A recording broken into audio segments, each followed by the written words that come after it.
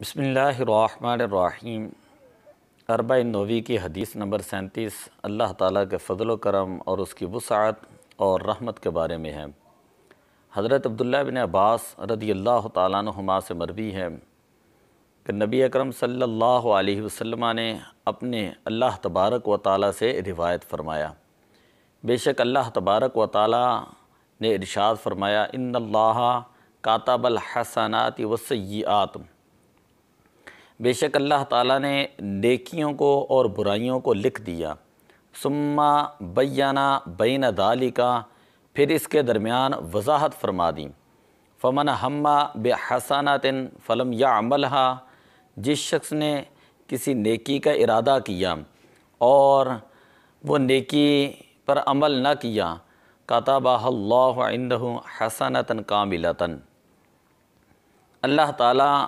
اس کو اپنے ہاں ایک مکمل کامل جو ہے وہ نیکی لکھ لیتا ہے۔ وَإِنْ ہَمَّ بِهَا فَعَمِلَهَا، اور اگر اس نے نیکی کا ارادہ کیا اور اس پر عمل بھی کیا،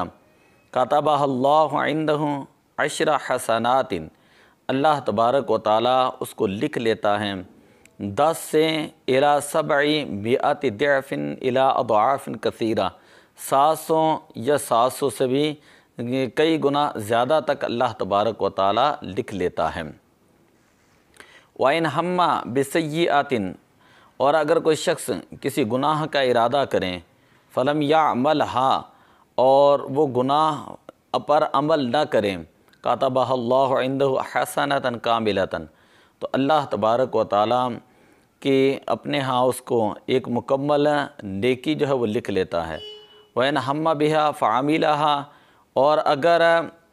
جو ہے گناہ کا ارادہ کریں اور اس گناہ پر عمل بھی کریں، كَتَبَهَا اللَّهُ سَيِّئَةً وَاحِدَةً،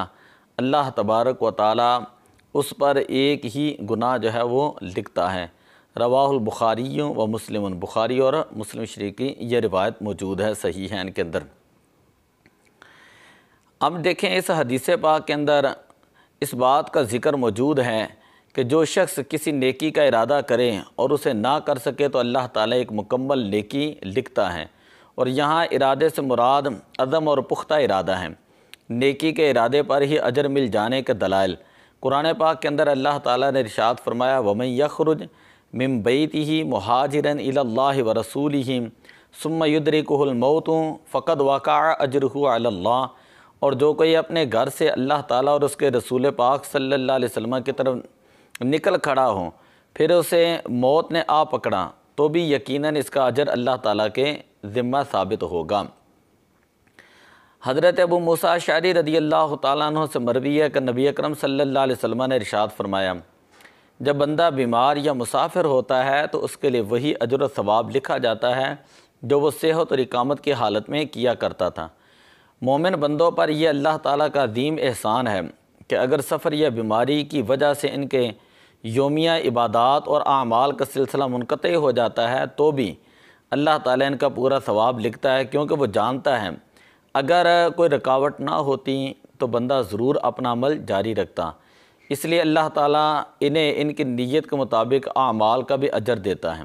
اور بیماری کا الگ سے مخصوص ثواب بھی دیتا ہے۔ اسی طرح تیسرے پوائنٹ پہ ہم دیکھتے ہیں کہ جس شخص نے کسی نیکی کا ارادہ کیا ہو اور اسے کر بھی لیا ہو تو اللہ تعالیٰ اسے 10 گنا سے لے کر 700 گنا بلکہ اس سے بھی زیادہ جو ہے وہ ثواب دیتا ہے۔ من جاء بالحسنۃ فلہ عشر امثالھا، یہ قرآن پاک کی آیہ مبارکہ موجود ہے۔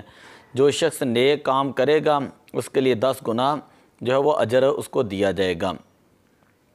جو شخص برائی کا ارادہ کرنے کے بعد اسے نہ کریں تو اس پر اللہ تعالیٰ ایک کامل نیکی لکھتا ہے، بشرطے کہ اس نے وہ گناہ اللہ کے خوف سے چھوڑا ہوں اور مخلوق کے ڈر سے یا اسبابوں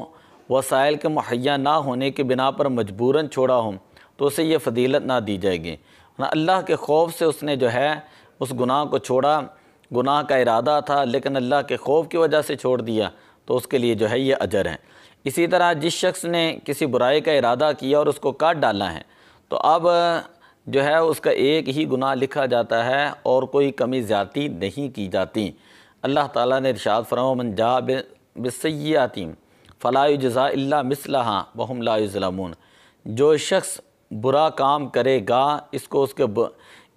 اس کے برابر ہی سزا ملے گی اور ان لوگوں پر ظلم نہیں کیا جائے گا۔ تو یہ حدیث پاک ہم نے 40 نووی کی حدیث نمبر جو ہے وہ آج 37 پڑھی ہے، کہ جس کے اندر اللہ تعالیٰ کے فضل و کرم کا بیان ہے، اس کی وسعت کا بیان ہے، اس کی رحمت کا بیان ہے کہ اگر انسان جو ہے وہ نیکی کا ارادہ ہی کرتا ہے تو تب بھی اللہ تعالیٰ اس کی نیکی جو ہے وہ لکھ لیتا ہے، اور اگر ارادہ کرنے کے بعد نیکی وہ کر لیتا ہے تو اللہ تعالیٰ اس کا ثواب 10 سے 700 بلکہ 700 سے بھی زیادہ جو اس کے نام اعمال میں شمار فرماتا ہے۔ لیکن اگر گناہ کریں، گناہ کا ارادہ کریں اور اللہ کے خوف سے گناہ سے بچ جائیں تو اللہ تعالیٰ تب بھی اس کو کامل نیکی دیتا ہے۔ گناہ کا ارادہ کرنے کے بعد اگر نعوذ باللہ گناہ کے اندر واقع ہو گیا تو تب بھی اس کے نام اعمال میں صرف ایک ہی گناہ لکھا جاتا ہے۔ انتہائی خوبصورت جامع معنی حدیث پاک ہے۔ دعا اللہ تعالیٰ عمل کی توفیق عطا فرمائے۔ الصلاۃ والسلام علیک یا رسول اللہ وعلی آلک و اصحابک یا حبیب اللہ۔